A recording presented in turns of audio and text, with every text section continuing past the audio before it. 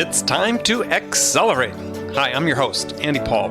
Join me as I host conversations with the leading experts in sales, marketing, sales automation, sales process, leadership, management, training, coaching, any resource that I believe to help you accelerate the growth of your sales, your business, and most importantly, you.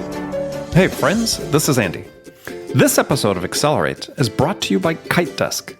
KiteDesk is the all-in-one sales development platform that lets you manage all of your sales development activities, such as email, direct dial phone calls, and your daily to-dos, all in one place to open up conversations, book more qualified meetings, and really create predictable pipeline. KiteDesk Flow and KiteDesk Find allows us to find exactly the right people in the industries we're looking for, in the roles that we're looking for. That's KiteDesk customer Michael Orphis. Michael is head of sales at Stratified. In addition to the all-in-one management of his sales development team's days, KiteDesk helps him with another big part of his job. We have the ability with KiteDesk to do what we call targeted campaigns. Our conversion rate from what we were doing in the past to what we're doing now has been really massive. So you don't have to take tons of time to research, prospect, then blast large lists of people that never turn into sales opportunities. We're seeing higher clicks, we're seeing higher open rates, and without question, we've seen a massive increase in pipeline generation. So, to learn more about KiteDesk, schedule a free demo, and learn how to create predictable pipeline at your sales organization, go to kitedesk.com/accelerate. That's KITEDESK.com/accelerate. Hello, and welcome to Accelerate. I am very excited to talk with my guest today. Joining me is David Meerman Scott. David's a leading sales and marketing speaker and author of numerous best-selling books, including The New Rules of Marketing and PR, Newsjacking, and more recently, The New Rules of Sales and Service, How to Use Agile Selling, Real-Time Customer Engagement, Big Data, Content, and Storytelling to grow your business. So David, welcome to Accelerate. Oh, it's great to be here, Andy. Always wonderful to speak with you. Thanks for having me on. Well, pleasure to have you on. So just take a minute, sir, fill out that introduction. How'd you get your start doing what you're doing? I was really lucky that my very first job was on a bond trading desk. I was lucky because bond trading is all about real-time financial information. And I was learning about real-time information, things like Reuters and Dow Jones News, charting, graphs, real-time pricing data, before the web. Back in the 1980s, early 1990s, I was exposed to all the ideas that we now have on our smartphones before much of the rest of the world was. And then I was working in the real-time news and information industry, and my most recent job was with a company called NewsEdge Corporation. That was acquired by Thomson Reuters in 2002, and I lost my job. And so I like to say the best career move I ever made was I lost my job, because that forced me to take a look at what I wanted to do. And I ended up going out on my own, writing, speaking, and doing some advisory work for emerging companies. That was back in 2002. And since then, as you said, I've written now 10 books, and 3 of them are bestsellers. My books are in 28 different languages. So it was kind of I lucked into a career that prepared me brilliantly for what I'm doing now, but I didn't know it at the time. The books, as you said, you got one of them, like The New Rules of Marketing PR, have sold, over 250,000 copies. So, way over, actually. It's pretty close to 400,000 copies in the English language, and it's in 29 other languages. So, quite a few copies of books there. Yeah, that counts as a success. So, let's talk a little bit about the new rules of sales and service, because people are listening to this. It's the first week of the year, a new sales year, and want to spend a minute sort of unpacking your 4 new rules of sales and service. And like you sort of start off the book by talking about most sales organizations are run as if it was still 1989. I would say probably 1889 might be more accurate, but so there's all this controversy about. It seems really ridiculous about, the value of inbound versus outbound leads, and how far customers through their buying process before they engage with sellers and so on. And it seems like it doesn't really make a difference. Well, you know what? The bottom line, as I see it, is that buyers are now in charge. And that was not true for decades because it used to be that sellers had more information than buyers. You know, if you wanted to go buy a new car, you could read consumer reports, I suppose, or you could ask a friend or a colleague for advice. But ultimately, you had to kind of hitch up your pants and put on a scowl and go visit with the dealership and have the salesperson educate you about that car you might want to buy. Today, we can go on the web and we can get tons and tons of information about a particular car we might want to buy, and part of that information can come from either the automaker or the dealer as well. And of course, that's the same thing is true with B2B products. You know, with expensive products that you buy for your organization, and even just simple consumer products. So because buyers are now in charge, because they have pretty close to perfect information. They can look at blogs of people who have that product and learn about it, review sites. They can go to your website, the website of your competitor. It means that the sales process has really turned into a buying process. And the organizations that understand that are the organizations who are more successful. So the way that I see the world is, and I wrote this book, as we just talked about, called The New Rules of Marketing and PR. I was writing it in 2005 and 2006. It came out in the first edition in 2007, and I'm now in the fifth edition. But when I was writing it in the beginning, I realized that marketing on the web is really about creating content. It's about creating, at that time, it was blogs, YouTube videos. YouTube had just come out. Now, of course, we also have the opportunity to use social networks like Facebook and Twitter and LinkedIn and others, create infographics, all sorts of interesting things like that. And that is creating content for multiple people at once. That's what I call the new rules of marketing and PR. So I create a blog post. The intention is it's going to reach a group of buyers and drive them into a buying process. The new rules of sales and service is really about applying that same concept of content creation, but more calling it content curation so that an individual salesperson can use content, the same content in many cases, to reach one buyer at a time. So I look at it as very similar in how marketing and public relations has evolved to how sales and service has evolved. And for this discussion, it means that that sales similar to marketing, but I'm reaching one buyer at a time instead of many buyers at once. And you sort of put that into the framework of authentic storytelling. Yeah, so I've got these different bits and pieces. Storytelling, it sounds frivolous, but when I think of storytelling, I'm thinking of first of all creating a narrative for your company. What is your whole company about? And then creating information that has incredible value from the perspective of understanding who you're trying to reach and creating the stories that might be interesting to them. And I actually believe that the best people to do that are journalists, because journalists are skilled at telling stories. And I contrast that with organizations that use copywriters to create content. Copywriters are really good at creating product information. And at a certain point in the sales cycle, product information is important. But to drive people in the early stages of the selling process, it's really important to understand their problems and create the sort of things that will drive them into that buying process. So I call that storytelling. And it means that Apple can tell a story about how wonderful their design is and create information that people will be eager to consume, whether that's images or photographs or whatever it might be. And that, depending on what your organization is, your stories align with the sort of organization you are. Mm-hmm. So storytelling, and it's really, this is a topic that's gotten a lot of focus recently in the sales space. Both on sort of, as you said, sort of a more macro level, but also at an individual level with salespeople, is the ability to establish rapport with, a one-on-one buyer using a story that's something that they can relate to, that talks about value that they can receive from using the product or service you're selling.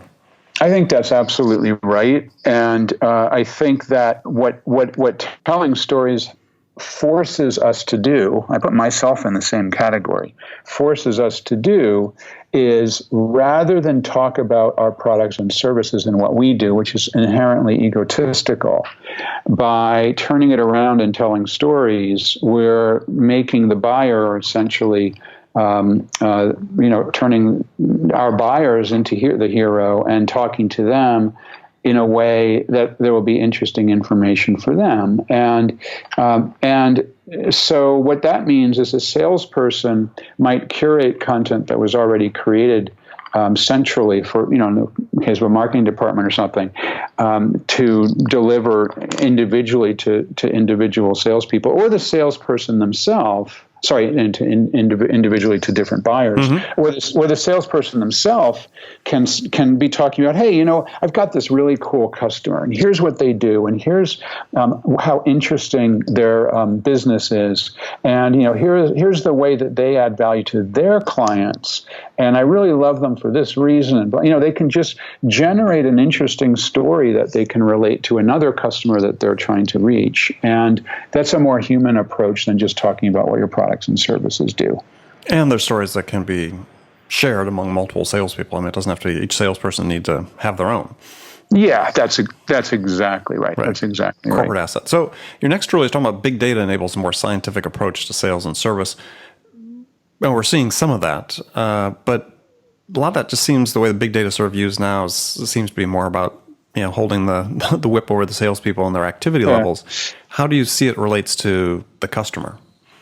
Yeah, that is actually what a lot of people try to turn it around to. Actually, think about it from the perspective of a CRM system or a Salesforce automation system. The systems that many companies have, and those systems were originally designed so that a sales vice president can manage the people in their sales department. And how many calls did you make today? How many net new people have you reached? Those sorts of things.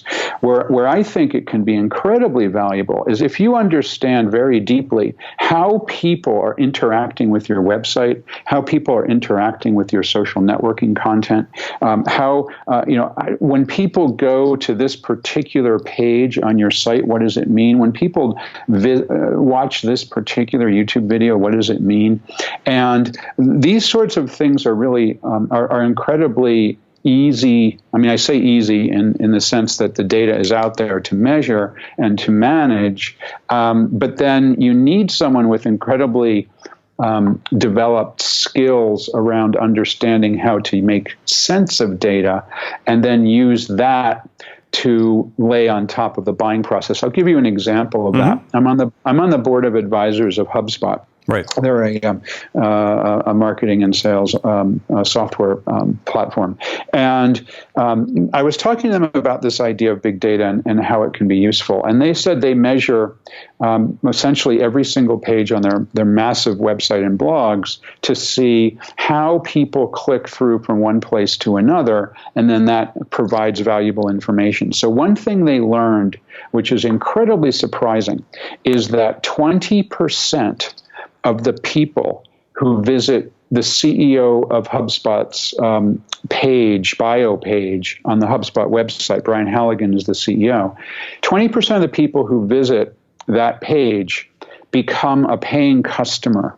20%. And that's an incredibly radical piece of information to know, because if you know that 20% of the people who are hitting that page eventually become a customer, then you can lay on top of that information that you know about the content that you create for particular buyers of a product, in this case, a HubSpot product. And you can say, okay, if somebody comes into our site and they look at some basic content about what we do, and then they come back a second time and they download this white paper, for example, and then eventually if within the next several months they eventually, among other places, go to visit Brian's website, Brian's bio page on the website. That is an incredibly important indicator that someone is ready to buy. And the salesperson needs to call them. And the salesperson needs to know that, and they need to know what to do next. Does that mean you got to call them, you got to email them? What happens next? And that kind of insight comes from just massive crunching of data. There's also another aspect of this becomes there's a lot of organizations who manage data and measure data, but only do it superficially. And one of the examples of that I see all the time is that they tie the new sales back to the original lead source. Mm-hmm. So, a lot of companies do that. So it says, the first time we met this customer, it was because they visited this blog post. Okay, great. That is a piece of information. That's better than no information. But what I want to know is, what else did they do? What other blog posts did they look at? What other content did they look at? What other things did they do while they were going through that buying process? Because that's where it becomes incredibly interesting. And when organizations do that, they can understand some unbelievably surprising insights, and they can learn that there's a whole bunch of incredibly valuable content that's in the middle of the sales process.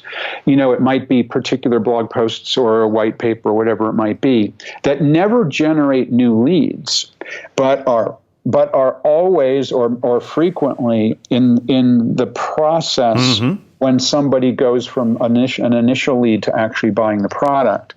And that kind of content, can ultimately, you can decide that content, that one blog post was worth millions of dollars to us. But you would never measure that if you were only going back to the original lead source, because it doesn't generate a lot of search engine traffic. Well, also, if you were only sort of doing a lead score in aggregate, instead, what you're saying, which I think is really crucial for people to understand, is it's not, if you're doing lead scoring, it's not the aggregate lead score, it's really the sequence, potentially the sequence within which you're accessing the content.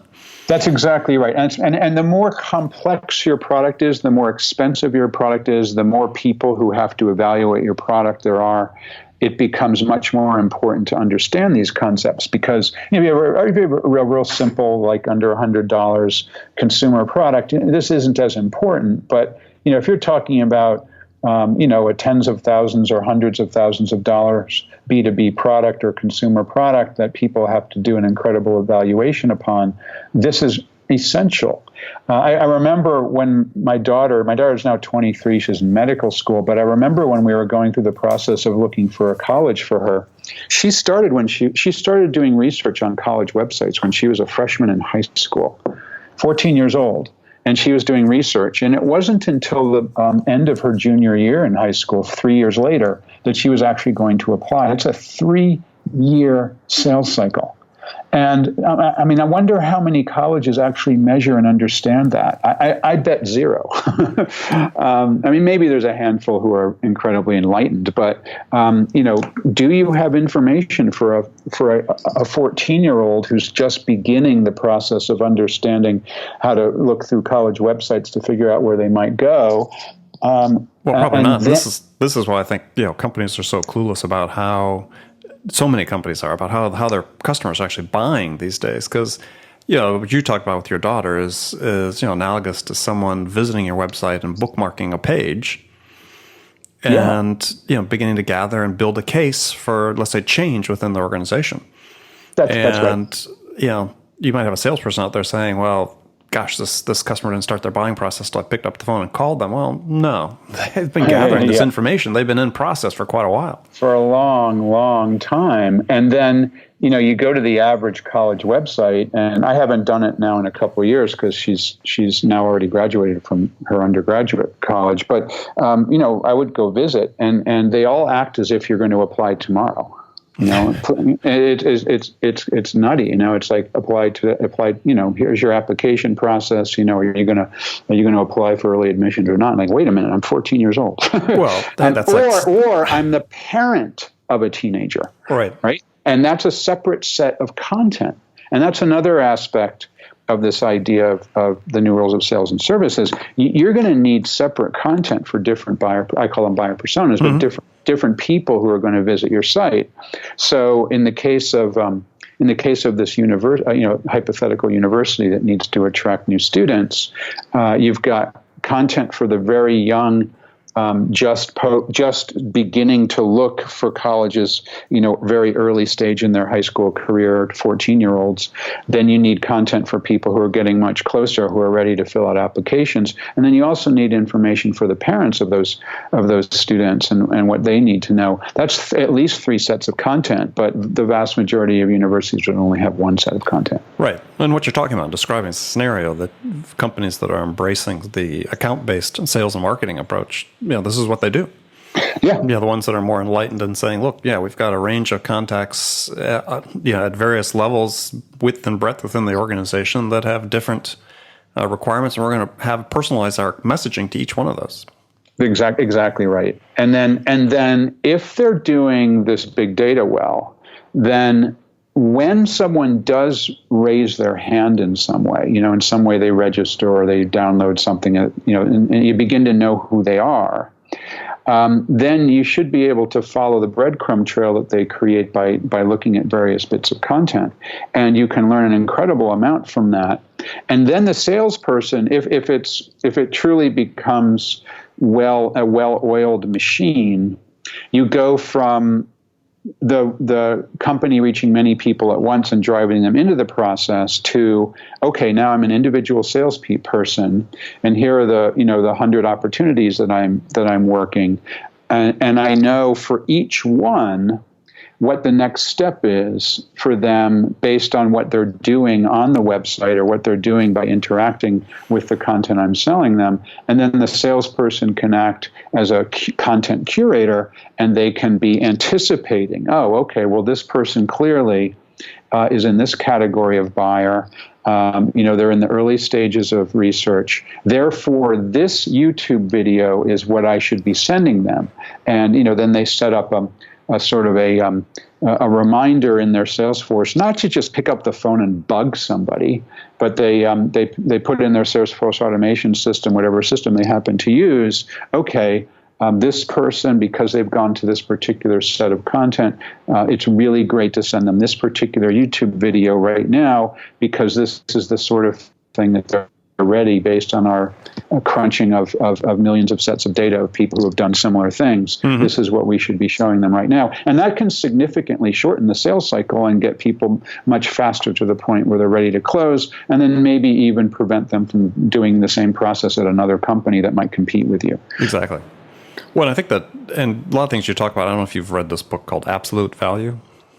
I've heard of it, but I've not read it myself now. Yeah, because you actually talk about some of the things you're talking about here.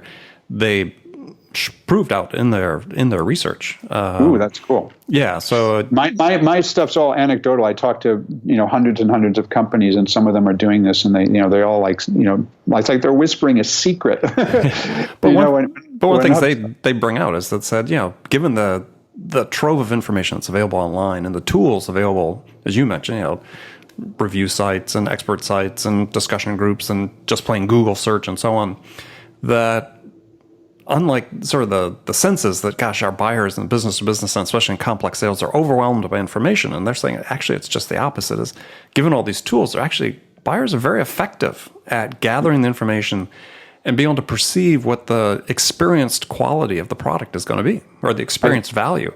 Yeah, I think that's absolutely right. And so, yeah, they're not overwhelmed. They're actually moving ahead, and they're moving fast. And the other thing they found through their studies is that, buyers that proactively gather information are more likely to act on it more quickly than received information.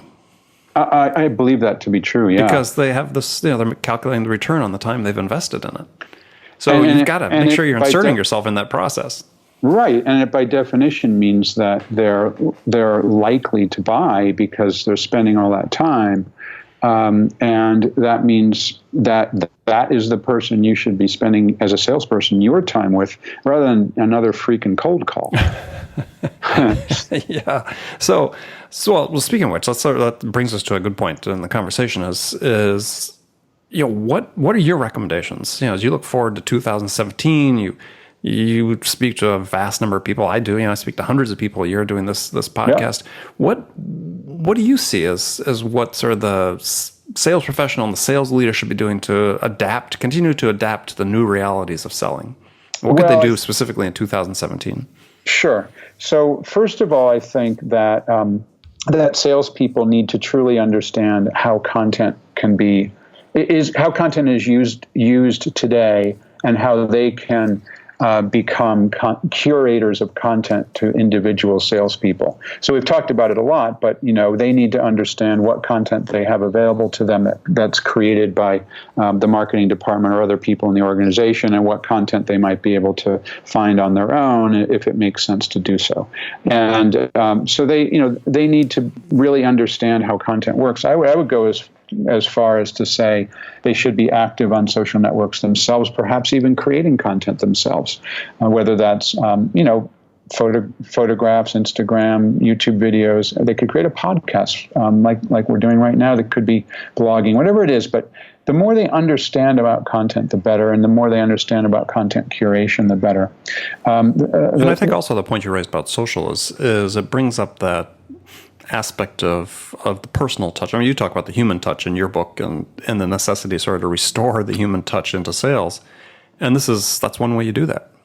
Yes, that's right. And then I think it's important for sales management to understand that the skill sets of a great salesperson have really morphed in the last 10 to 15 years.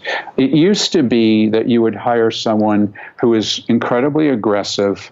The cliche is hunter, closer, blah, blah, blah. Yeah, exactly. The cliche is that you grab someone who was the president of their fraternity, typically a man, although certainly could be women. I worked with some great saleswomen, but hire someone who's aggressive, who's not scared to pick up the phone 50 or 100 times a day and cold call people and whatnot, and who will wrestle somebody to the ground and get them to sign on a dotted line. And I remember that world. I was in that world. I was in that world too. That's not what drives success today. What drives success today is brains. It's being able to understand what that buying process looks like and anticipate what the next step is for each of your 100 or so prospects, so that you can help move them along that process, and you can anticipate their needs and you can provide value to them. Because this is what we started with when we first started our conversation, because that buyer is in charge today, because that buyer has almost more information, actually in many cases does have more information than the seller, because the buyer has gone to other companies' websites, because they've gone to research sites, because they've gone to review sites, because they understand that category extremely well. As they're gathering information, you can't snow them anymore. You can't hide behind the fact that they have to come to you to gather the information. They don't. They've got all sorts of places they can go to get the information. Well, and I think also, though, another point that right along that, I'm glad you brought that up, because you bring this out in the book, and it struck a chord with me, and is that due to this sort of information asymmetry that exists between buyers and sellers have to start telling the truth. Yes. And this point really resonated with me in your book, is that stop already with the we can improve your close rate 400% or those claims like that, because the buyers can see right through them. Yes, exactly right. I mean, it seems to be so obvious to me, but it is remarkable that companies are still doing that. I mean, I suppose there's still room for the sleazeball that, helps people who don't do their proper research. I mean, it's always amazing to me that there are these, in a lot of towns, especially towns that are sort of on the outskirts of cities, there's still these classic used car lots. where it says, cash paid for your car, and, come in when you have a great selection, and they're independent, kind of downtrodden used car lots. And I always wonder who goes there. And I think the answer is people who don't know how to do the research to figure out how much they should be paying for a car and where the best place to buy a car is. That these are people who, oh my gosh, I need a car. I've got $3,000. I got to go buy one. Oh, there's a dealer right down the road. I'll go talk to them. Because there are still companies that can prey on those who don't do the work to gather that perfect information. But for the most part, anyone who's going to be around and who's going to thrive has got to understand that new buying process. Yeah, well, I agree, and I think you raised the point is people that don't take the time to either learn the information or whatever, they're who it's going to. And I think for other people, it's what's the trend is not completely all in one direction. Let's say, as they talked to the authors of the book Absolute Value talked about, is the past proxies for value, brand, product positioning, promotion, and so on. Given the near universal access to information, they're losing their power. Yes. Yeah, no question about that. So it has to be based on what are you doing as a salesperson to help the prospect and the buyer make a decision. And the other thing I would say, we haven't talked about this yet on our conversation, but the market's going to real time. It's going to instant engagement. I've read a bunch of different statistics that people have put out there. Things like if you respond to an initial sales inquiry within 1 hour, you're 7 times more likely to close that deal. Right. And anecdotal information on just talking with people proves those sorts of statistics out. And even in my own case, the office that I'm talking to you from right now is on the second floor of a small office building. And I used to have an office on the first floor, and I wanted to move my office from one floor to another. And I did a Google search. My office is in the Boston area. I did a Google search for Boston moving companies. I got 3 results that looked reasonably promising based on the website. I reached out to all 3. One got back to me within 2 hours with a price quote based on what I told them. The second one got back to me by leaving me and that person gave me a price quote was through email. Somebody else sent me a voicemail and said, "Please call me back." Voicemail? What the hell is that? I haven't used voicemail in ages.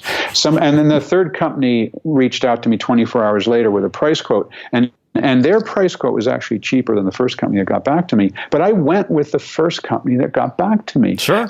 Because I expect that's the company that's going to do the work quickly. They're going to get here on time. They value the time. So the idea of real time, the idea of speed, the idea of instant engagement means that when somebody is ready to talk, you got to get to them now, this second, not tomorrow, not after lunch, but right now, because the whole world has gone real time. I mean, Twitter, and if somebody changes their status on Facebook or the company they work for on LinkedIn, that's that instantly.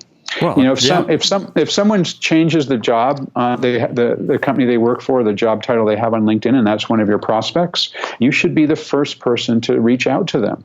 And so many people don't use that real-time approach. So I think that's essential. And another aspect of that real-time approach is that a lot more of this type of communications is going to mobile. The smartphones typically.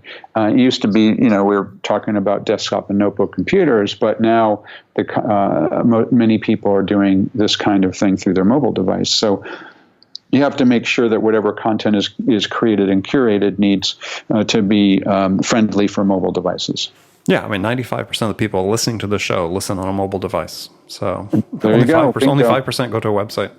Exactly. Bingo. Yeah. Well, and the title of my first book was Zero Time Selling, and was all about this responsiveness as a way to completely differentiate yourself from your competitors. And it's becoming even more important than it was when I published the book 4 years ago. It is essential, absolutely essential. If I would say there is one thing that either a company or an individual salesperson can do that's fairly easy to increase the amount of business they bring in is to be much quicker than they are today. Yeah. There's no question in my mind that's going to be valuable. I agree. Well, David, thank you very much for joining us today. Really appreciate it. Tell folks how they can connect with you. Oh, thanks, Andy. It's always wonderful to speak with you. We seem to have the same mind meld going on. My name, David Meerman Scott. So Google my name. You can find me. I've got actually a free ebook. It's called Worldwide Rave. So if you want to do a search for Worldwide Rave, it's a book that's completely free on Kindle and iPad and other places. And if you're ever going to a conference and you see that David is going to be speaking, make sure you go. Extremely entertaining speaker.